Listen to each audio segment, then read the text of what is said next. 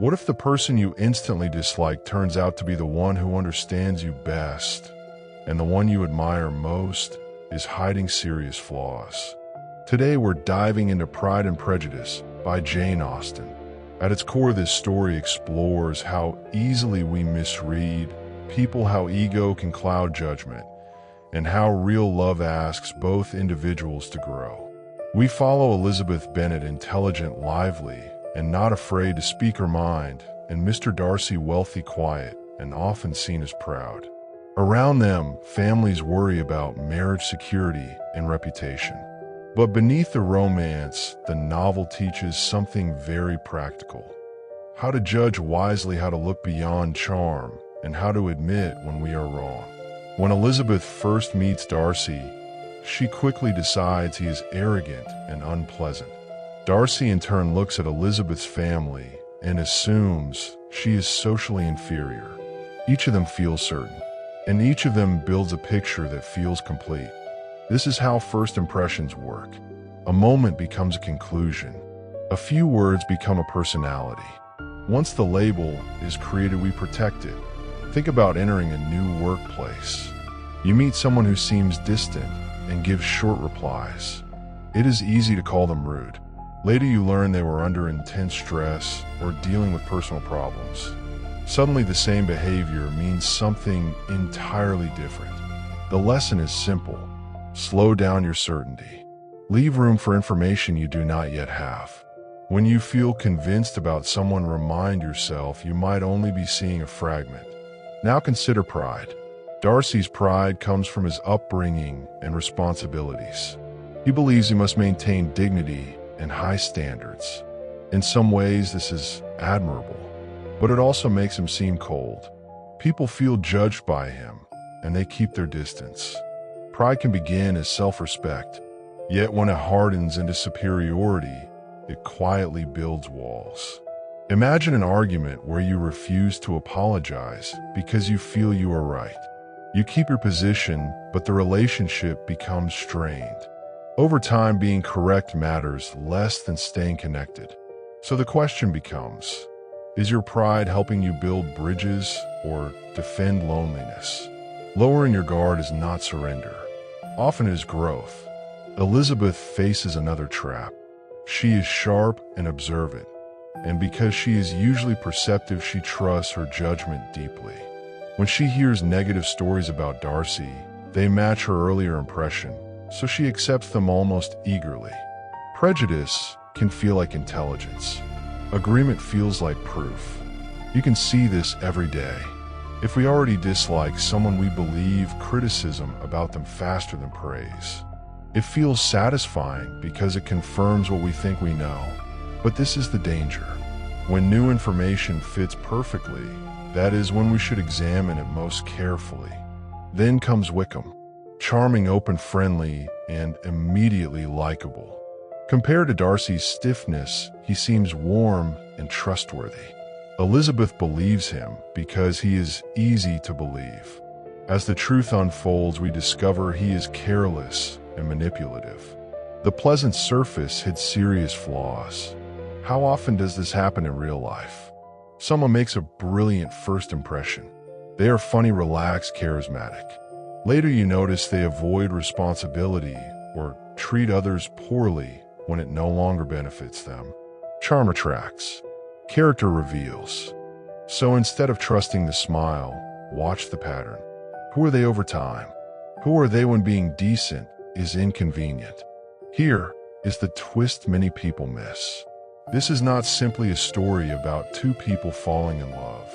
The relationship becomes possible only after both of them admit they were wrong about each other and about themselves.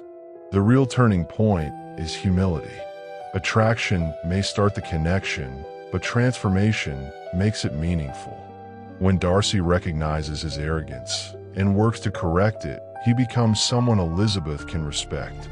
When Elizabeth sees that her judgments were unfair, she becomes able to see him clearly. Love arrives after growth. Today, think of one person you labeled too quickly. You do not have to reverse your opinion. Just allow the possibility that there is more to understand. What the novel goes beyond individual mistakes. It also shows how money, family, and social expectations shape decisions in powerful ways, sometimes louder than personal desire. Let's continue. In Elizabeth's society, marriage is often about survival. Without financial security, the future can be frightening. Families push daughters towards suitable partners, whether deep connection exists or not. Some characters accept this reality calmly. Others feel trapped by it. Approval from society can come at the cost of private happiness. Elizabeth wants something different. She wants respect, conversation, emotional compatibility. Choosing that path makes life uncertain, but it keeps her honest with herself. The pressure may look historical, yet it feels modern. Even now, people move toward careers or relationships that impress others, but leave them quietly dissatisfied. So pause and ask, whose voice is guiding your major choices? Are they truly yours? After Elizabeth rejects Darcy and criticizes his behavior, something important happens. He listens, he reflects, and then he changes. He does not try to win her with dramatic arguments. Instead, he improves how he treats people. During a serious crisis involving Elizabeth's family, he helps in practical ways and asks for no recognition. This is how trust is rebuilt. Through evidence, anyone can promise improvement, but when actions shift repeatedly, belief follows naturally. When someone who used to dismiss you begins to value your feelings, that is real. If you want to repair an image, do it through behavior. Words introduce intention. Actions confirm it. Elizabeth also experiences a painful awakening.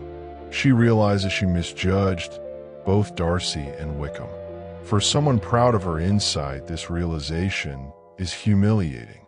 Yet it frees her. She becomes less reactive, more thoughtful, more balanced. Growth often starts with discomfort.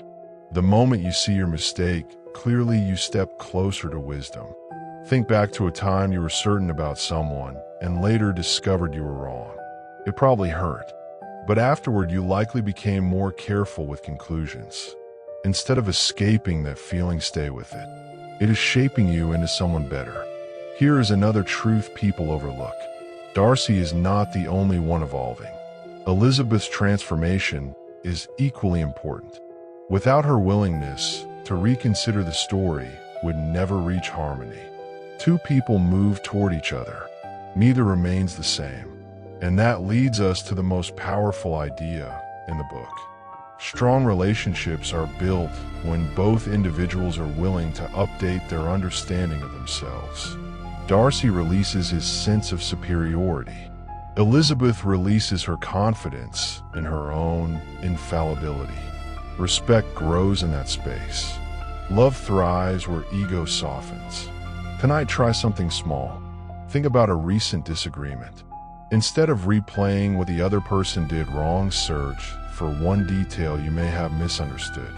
Even that tiny adjustment can change the next conversation. Seeing clearly is far more difficult than feeling certain. But the bravery to revise your judgment can transform who you love, who you trust, and who you become.